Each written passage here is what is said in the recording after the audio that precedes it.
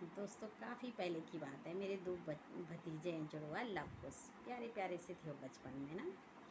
तो मुझे बुखार आ रखा था और वो दोनों मेरे आसपास खेल रहे थे।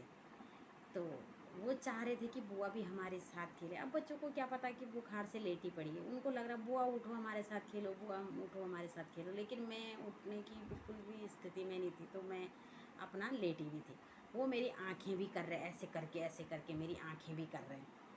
लेकिन अब मुझे मतलब अजीब सा भी हो रहा है कि, पर मैं फिर भी बिल्कुल भी हिल डुल नहीं रही थी, मैं चुपचाप लेटी पड़ी थी।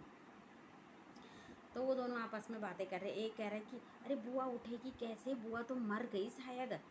तो वो कह रहा, दूसरा वाला कह रहा है कि अरे नहीं मरी है, कह रहा मर गई। तो वो दोनों आपस में ऐसे ही कर रहे, एक कह रहा मर गई, दूसरा कह रहा नहीं मरी है। तो वो कहता है कि अगर नहीं मरी है तो चलो बैठ के मारो बुआ पे, इस बैट से मार के देखते हैं, अगर बुआ उठ गई तो नहीं मरी है, और नहीं उठी तो मर गई है।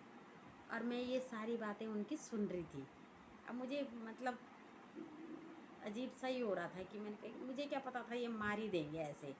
तो उन्होंने क्या करा कि मेरे पे बैठ के मार ही दी।